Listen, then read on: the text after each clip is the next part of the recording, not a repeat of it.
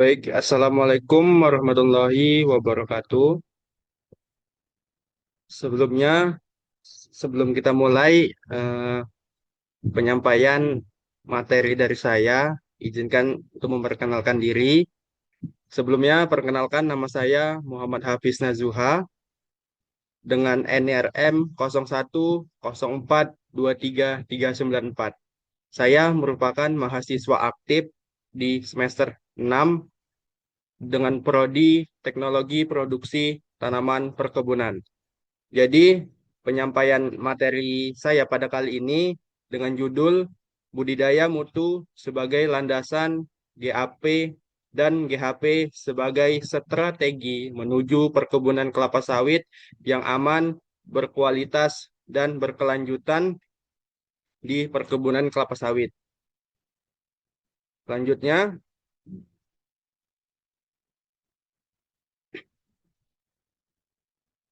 selanjutnya masuk kita ke budidaya mutu GAP dan GHP, landasan perkebunan sawit berkelanjutan. Yang mana perkebunan kelapa sawit saat ini memegang peranan krusial bagi perekonomian Indonesia, yang mana khususnya di Sumatera Utara. Jadi, untuk menjaga daya saing dan memenuhi standar global, hal ini diperlukan yang namanya pendekatan terpadu yang menggabungkan antara nilai-nilai mutu dengan praktik pertanian yang baik seperti GAP dan keberhasilan terjamin GHP. Selanjutnya, presentasi ini akan menguraikan yang namanya bagaimana sinergi antara budaya mutu GAP dan GHP yang dapat membawa perkebunan kelapa sawit ini menuju ke sistem produksi yang aman, berkualitas tinggi, dan berkelanjutan dalam jangka waktu yang panjang.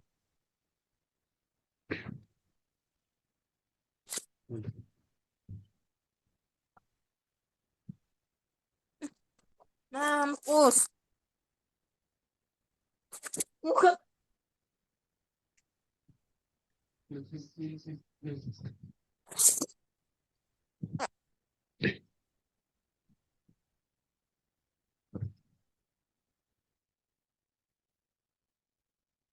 Selanjutnya masuk ke pendahuluan, mengapa budaya mutu GAP dan GHP itu penting. Yang pertama, ada yang namanya daya saing global. Jadi, daya saing global ini kita harus memastikan yang namanya produk kelapa sawit itu apakah mampu bersaing di pasar internasional yang semakin ketat atau tidak.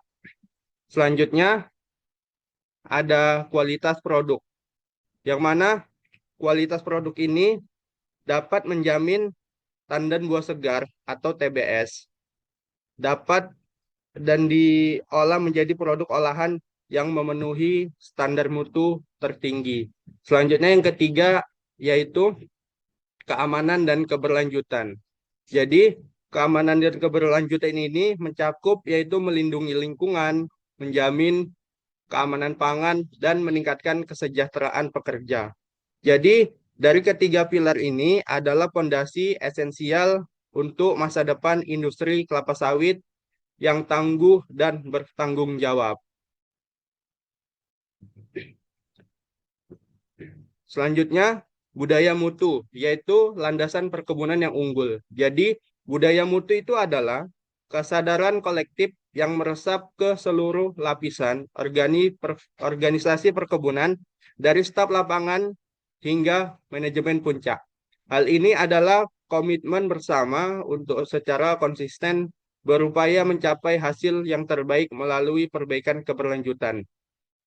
Nah, ini ada beberapa perbaikan. Yang pertama itu ada pemahaman standar mutu. Jadi di antara pemahaman standar mutu ini harus ada yang namanya bagi seluruh tim dapat memahami target dari kualitas TBS atau tandan buah segar dan produk akhir yang harus dicapai dan yang sudah ditentukan. Selanjutnya ada keterlibatan pekerja, yang mana dari keterlibatan pekerja ini pastinya mendorong ide dan dan masukan dari setiap level untuk inovasi pada proses kerjanya. Selanjutnya ada yang namanya pencegahan masalah. Jadi pencegahan masalah ini fokus pada identifikasi akar masalah dan penanganannya sebelum terjadinya kesalahan.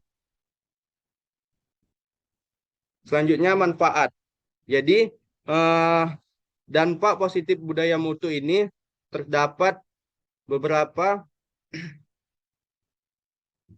beberapa dampak positif, yaitu yang pertama ada kualitas dan konsisten. Jadi kualitas dan konsisten ini meliputi yang namanya menjamin dari kualitas tandan buah segar atau TBS dan produk yang diolah atau olahan yang seragam dan tinggi. Selanjutnya ada pengurangan kerugian. Jadi hal ini meminimalkan kerugian akibat TBS cacat atau kontaminasi yang tidak diinginkan.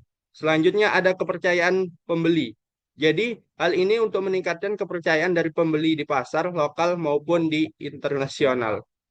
Selanjutnya ada peningkatan reputasi. Hal ini membangun citra positif perkebunan kelapa sawit sebagai produsen yang bertanggung jawab dan berkualitas. Dengan adanya fondasi budaya mutu yang kuat, perkebunan akan lebih siap menghadapi tantangan pasar.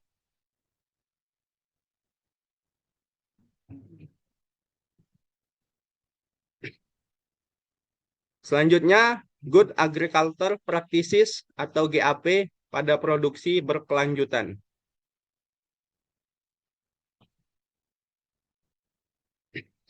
GAP adalah pedoman praktik pertanian yang komprehensif, mencakup seluruh siklus produksi mulai dari penanaman hingga pasca panennya. Hal ini, penerapan GAP fokus pada keamanan produk, perlindungan lingkungan, dan peningkatan kesejahteraan pekerja di perkebunan kelapa sawit. Selanjutnya, satu, pengelolaan lahan dan tanah. Jadi, pengelolaan lahan dan tanah ini meliputi dari pemilihan lokasi yang strategis. Sebelum dilakukannya pengelolaan lahan, harusnya kita memilih yang namanya lokasi yang bagus dan strategis. Selanjutnya ada sistem drainase yang efektif, serta pemupukan berimbang dan penggunaan pupuk organik untuk kesuburan pada tanah. Selanjutnya ada pengendalian hama dan penyakit.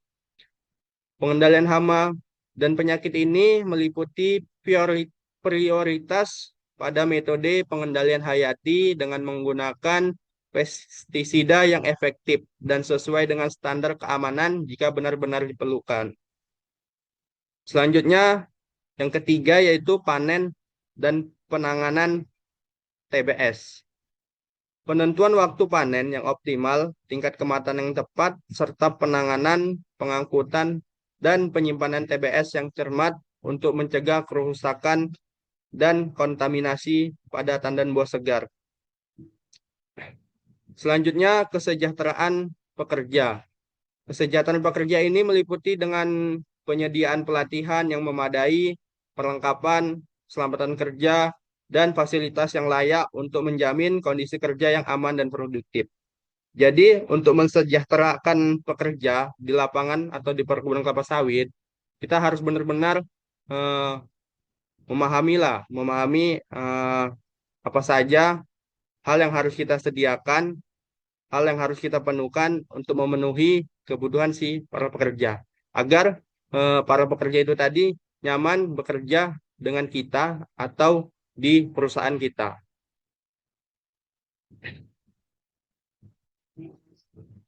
Selanjutnya, manfaat GAP atau Good Agriculture Practices dengan hasil nyata dan penerapannya.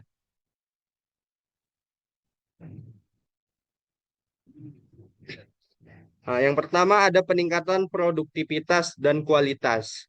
Jadi peningkatan produktivitas dan kualitas ini maksudnya melalui hasil praktik yang tepat, GAP memastikan pohon kelapa sawit dapat menghasilkan TBS dengan kualitas dan kuantitas yang optimal sehingga dapat meningkatkan efisiensi panen dan mengurangi kerugian.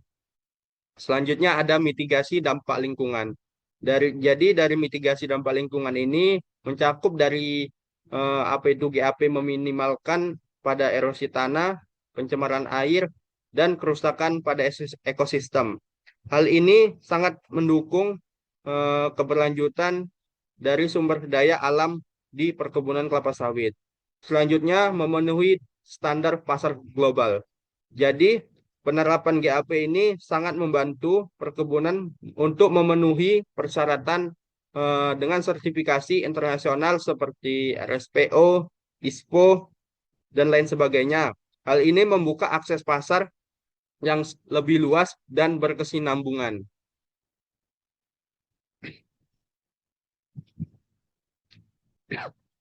Selanjutnya ada Good Hygiene Practices atau GHP, menjamin keamanan produk. GHP ini serangkaian standar keberhasilan yang telah diterapkan di seluruh rantai produksi, yang mana dari area penanaman hingga gudang penyimpanan. Hal ini bertujuan untuk mencegah kontaminasi dan memastikan keamanan serta kemurnian produk kelapa sawit. Jadi dari menjamin keamanan produk ini terdapat beberapa pernyataan. Yang pertama yaitu keberhasilan pribadi pekerja. Jadi dari keberhasilan pribadi seorang pekerja ini meliputi dari prosedur bagaimana mencuci tangan yang benar, menggunakan pakaian yang kerja yang bersih, menggunakan sarung tangan, topi pelindung, dan larangan membawa makanan ke area penanganan TBS. Selanjutnya ada kebersihan peralatan dan fasilitas. Jadi, kebersihan dan peralatan fasilitas ini meliputi yang namanya pembersihan atau disinfeksi rutin alat panen, panen, truk pengangkutan, dan gudang. Hal ini memastikan dan bertujuan untuk memastikan area penyimpanan itu selalu dalam kondisi yang kering, bersih, dan terlindungi dari kontaminasi. Selanjutnya ada pengelolaan limbah. Jadi, pengelolaan limbah ini dapat bermaksud seperti pembuangan limbah organik secara ramah lingkungan, misalnya pengomposan. Jadi biasanya limbah perkebunan kelapa sawit itu seperti jangkos eh, banyak diterapkan di seluruh perkebunan, misalnya disebar ataupun ditabur lah di serak di apa namanya di sekitar piringan. Eh, jadi untuk jangkos itu memang banyak dijadikan seperti bahan kompos kan. Bahan kompos itu eh, jangkos itu yang dari pabrik itu dibawa melalui truk ke lahan dan disusun di areal tanaman kelapa sawit yang ada di lapangan. Dan penanganan limbah kimia sesuai peraturan untuk mencegah pencemaran.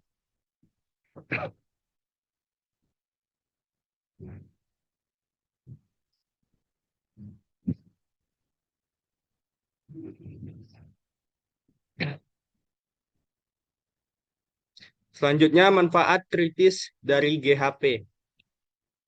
Jadi di sini terlihat ada beberapa persen. Yang pertama ada 99%. Jadi 99% ini penurunan resiko kontaminasi atau produk yang lebih aman. Selanjutnya ada 80%. Jadi 80% ini pengurangan atau penolakan produk, yaitu efisiensi dari operasional.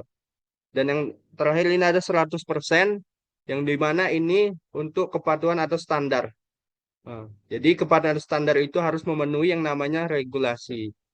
Jadi GHP secara langsung berkontribusi pada pencegahan kontaminasi TBS oleh mikroba berbahaya atau zat kimia dan benda asing.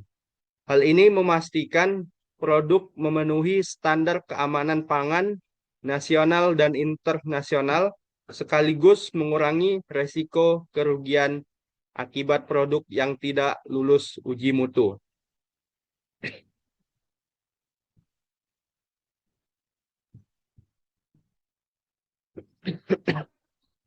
Selanjutnya ada sinergi budaya mutu GAP dan GHP.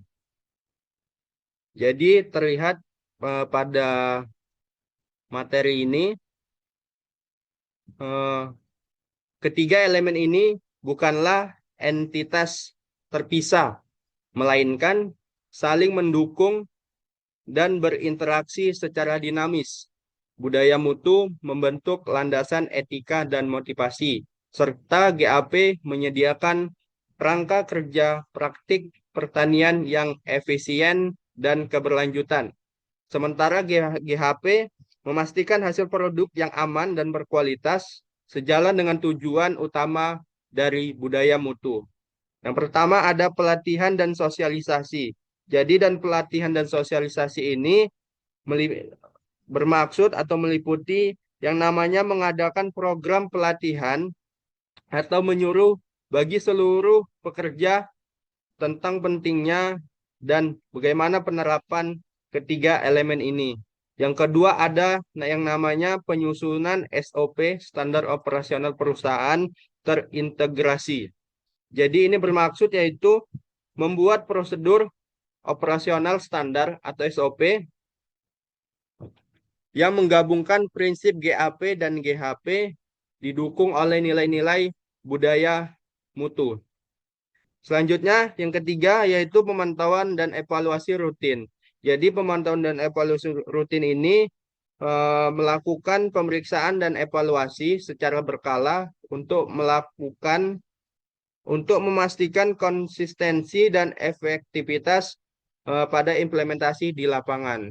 Dan yang keempat yaitu apresiasi dan penghargaan. Hal ini memberikan pengakuan dan penghargaan kepada pekerja yang konsisten menjaga mutu, menerapkan GAP dan GHP.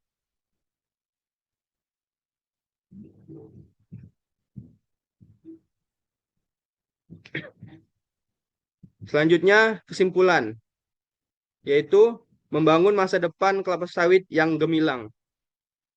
Jadi, budaya mutu sebagai landasan filosofis didukung oleh strategi konkret Good Agriculture Practices atau GAP dan Good Hygiene Practices adalah kunci fundamental untuk membangun perkebunan kelapa sawit yang kokoh, aman, berkualitas tinggi, dan berkelanjutan.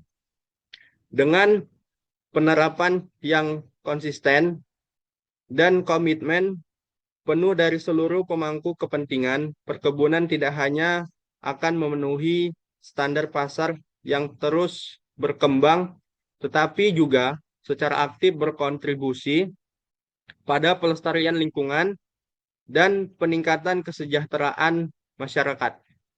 Hal ini adalah investasi pada masa depan yang lebih baik untuk industri kelapa sawit yang ada di Sumatera Utara dan di Indonesia secara keseluruhannya. Mungkin itu saja yang dapat saya sampaikan. Terima kasih yang telah berhadir atas yang telah meluangkan waktunya untuk melihat pemaparan materi saya untuk tugas kuliah saya, yaitu penjaminan mutu perkebunan. Sekali lagi saya ucapkan terima kasih yang telah bergabung. Saya akhiri. Assalamualaikum warahmatullahi wabarakatuh. Waalaikumsalam Waalaikumsalam warahmatullahi wabarakatuh.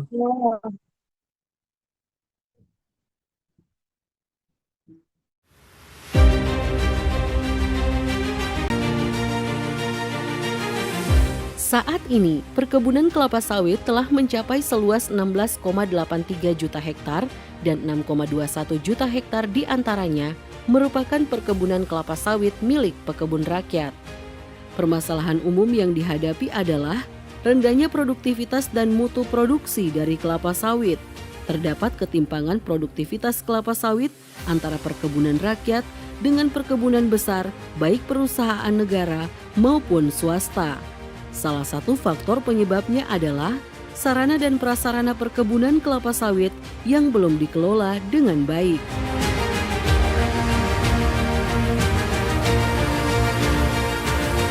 Upaya menjaga peran kelapa sawit secara berkesinambungan, pemerintah melalui Direktorat Jenderal Perkebunan bersama dengan Badan Penghimpunan Dana Perkebunan Kelapa Sawit atau BPD PKS menetapkan kebijakan melalui Peraturan Menteri Pertanian Republik Indonesia Nomor 3 Tahun 2022 tentang pengembangan sumber daya manusia, penelitian dan pengembangan, peremajaan, serta sarana dan prasarana perkebunan kelapa sawit.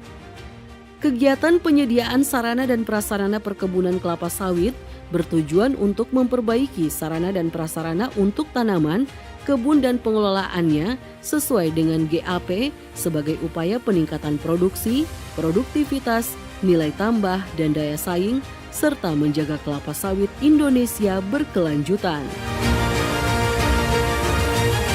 Penyediaan sarana dan prasarana bagi pekebun kelapa sawit dapat dilakukan melalui kelompok tani, gabungan kelompok tani atau Gapoktan, koperasi perkebunan dan kelembagaan pekebun lainnya secara langsung dengan bantuan yang diberikan berupa benih, pupuk, pestisida, alat pasca panen dan pengolahan hasil, jalan kebun dan jalan akses ke jalan umum dan atau ke pelabuhan, alat transportasi, mesin pertanian, pembentukan infrastruktur pasar, serta verifikasi teknis.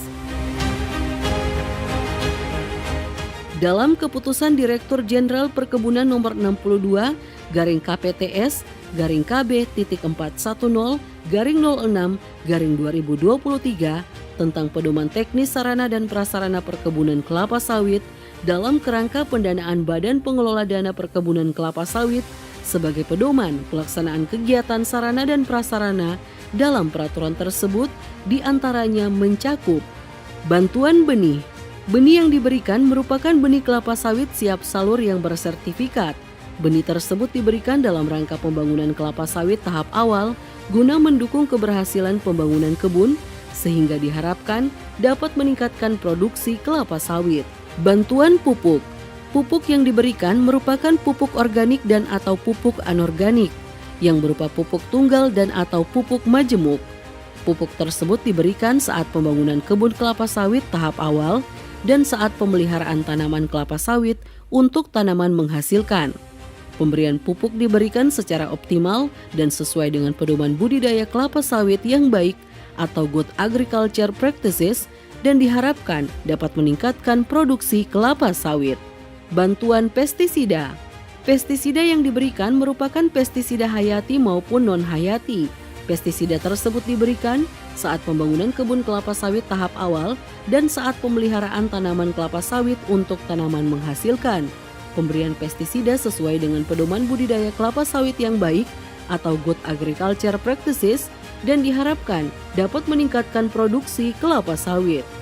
Bantuan alat pasca panen. Alat pasca panen yang diberikan berupa alat-alat seperti egrek, dodos, galah aluminium, kapak, gancu, tojo, batu asa, gerobak sorong, timbangan, serta alat pasca panen yang dibutuhkan di lapangan. Alat pasca panen tersebut diberikan pada masa tanaman menghasilkan dengan tujuan untuk menjaga mutu tandan buah segar atau TBS pekebun. Bantuan unit pengolahan hasil.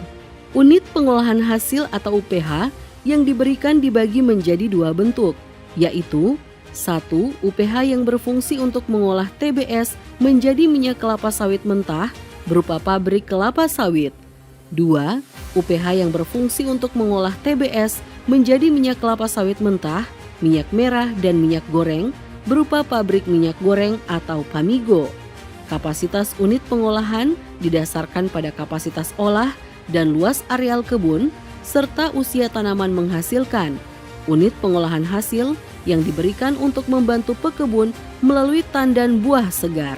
Bantuan jalan kebun dan jalan akses ke jalan umum dan atau ke pelabuhan. Sarana dan prasarana pembuatan atau peningkatan jalan dalam perkebunan kelapa sawit dimaksud adalah untuk jalan panen, jalan produksi, jalan koleksi, jalan penghubung, gorong-gorong, jembatan dan rehabilitasi tata kelola air. Kegiatan tersebut dapat diberikan secara keseluruhan atau sebagian. Kegiatan tersebut disesuaikan dengan hasil penilaian SID atau survei investigasi dan desain oleh dinas yang membidangi pekerjaan umum dan atau konsultan teknis. Jenis sarana dan prasarana yang diberikan diantaranya jalan kebun, jalan akses ke jalan umum dan atau ke pelabuhan, dan rehabilitasi tata kelola air. Alat transportasi. Alat transportasi pada perkebunan kelapa sawit diberikan dalam rangka memperlancar pengangkutan TBS yang berfungsi sebagai alat angkut TBS. Jenis alat transportasi pada perkebunan kelapa sawit antara lain 1. Truk berkapasitas angkut 5-8 ton. 2. Kendaraan langsir berpenggerak roda 2 atau 4 berkapasitas 1-4 ton. Mesin pertanian. Mesin pertanian pada perkebunan kelapa sawit dimaksudkan untuk membantu kelembagaan pekebun dalam melakukan aktivitas pengolahan lahan, pemeliharaan jalan, dan pemeliharaan tata kelola air. Jenis mesin pertanian pada perkebunan kelapa sawit antara lain ekskavator dan implemennya terdiri dari mini hidrolik ekskavator dan hidrolik ekskavator dan traktor dan implemennya. Pembentukan infrastruktur pasar. Pembentukan infrastruktur pasar dimaksudkan untuk mendukung pemasaran TBS pekebun melalui koperasi atau kelembagaan pekebun lainnya dalam akses informasi harga, peluang pasar, dan informasi lainnya guna mendukung jalannya kegiatan organisasi koperasi atau kelembagaan pekebun lainnya dan mendapat nilai tambah. Verifikasi teknis melalui pendataan pekebun dan ISPO. Verifikasi teknis dimaksudkan dalam rangka menciptakan perkebunan kelapa sawit dilaksanakan sesuai dengan prinsip-prinsip berkelanjutan melalui sertifikasi Indonesia Sustainable Palm Oil atau ISPO dalam proses penerbitan Surat Tanda Daftar Budidaya atau STDB.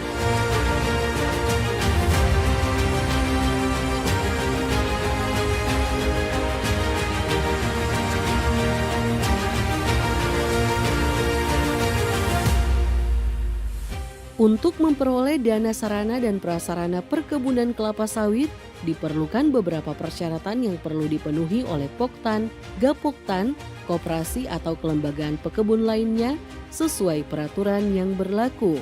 Setelah itu dipenuhi dan diusulkan atau pemberkasan, dilakukan proses penelitian, verifikasi dokumen dan penerbitan rekomendasi teknis oleh Direktur Jenderal.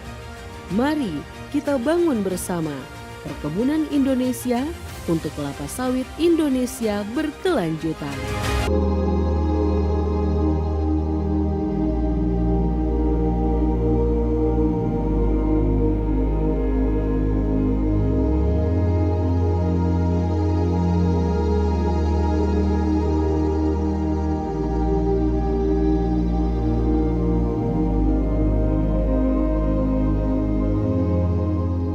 Then, the palm fruits are taken by conveyors to the sterilization process chamber. Through the process of disinfection, the fruits are boiled and released from microorganisms. The sterilization process must be designed, validated and carried out to ensure that it can remove the microbial load of the product or a more resistant microorganism. After the sterilization process, the boiled fruit is taken to extracting plant.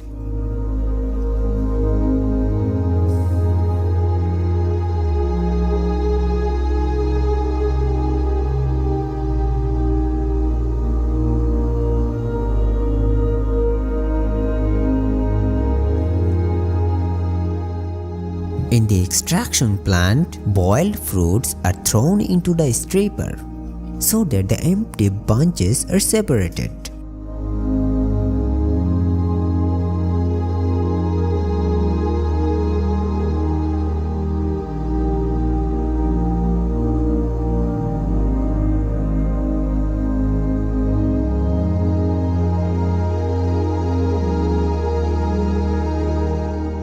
Then, the fruits are discarded into the digester machine.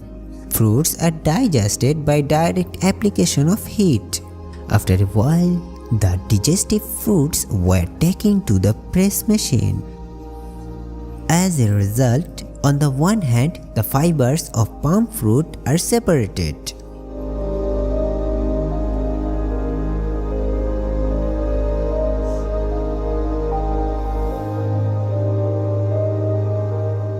On the other hand, crude oil is produced and which is taken to the reception tank. As a result, crude oil becomes diluted crude oil.